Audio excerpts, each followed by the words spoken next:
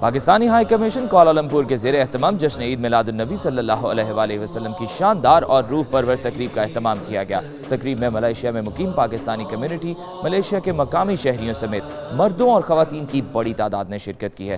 مزید تفصیلات بتا رہے ہیں ہمارے نمائندے جاوید الرحمان اپنی اس رپورٹ میں۔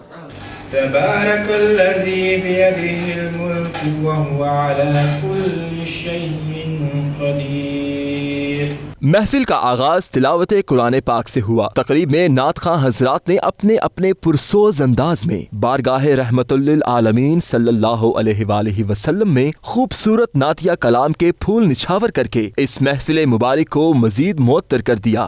ان کی چشم کرم کی عطا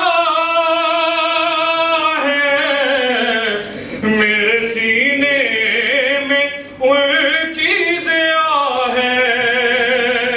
تقریب سے خطاب کرتے ہوئے مقررین نے سرکار دو عالم حضرت محمد مصطفیٰ صلی اللہ علیہ وآلہ وسلم کی سیرت مبارکہ کے مختلف پہلوؤں پر روشنی ڈالی۔ اس تقریب کی خاص بات دنیا کے نامور اسلامک اسکالر، متعدد اسلامی تصانیف کے مصنف اور مذہبی رہنما ڈاکٹر حسین جی کی شرکت تھی۔ انہوں نے تقریب سے خطاب کرتے ہوئے کہا کہ پوری دنیا میں مسلمان نبی پاک صلی اللہ علیہ وآلہ وسلم کی آمد کا جشن آپ صلی اللہ علیہ وآلہ وسلم سے محبت اور عقیدت کے جذبے کے ساتھ مناتے ہیں، اور اس جشن پاک کو منانا بھی چاہیے، لیکن ہم مسلمانوں کو یہ نہیں بھولنا چاہیے کہ سرکار دو عالم صلی اللہ علیہ وآلہ وسلم سے حقیقی محبت ان کے مبارک اسوہ حسنہ کی مکمل پیروی کا تقاضا کرتی ہے۔ تقریب کے میزبان اور مہمان خصوصی پاکستانی ہائی کمشنر محمد نفیس زکریا نے اپنے خطاب میں سیرت نبی صلی اللہ علیہ وآلہ وسلم کے خوبصورت پہلوؤں پر روشنی ڈالتے ہوئے کہا کہ جب والدین بچوں کو سیرت النبی صلی اللہ علیہ وآلہ وسلم سے متعلق واقعات سنانا شروع کر دیں گے تو یقیناً آنے والی نسلیں دین اسلام، احکامات الہی اور سیرت نبی صلی اللہ علیہ وآلہ وسلم کی روشنی میں مکمل ضابطہ حیات لے کر پروان چڑھیں گی۔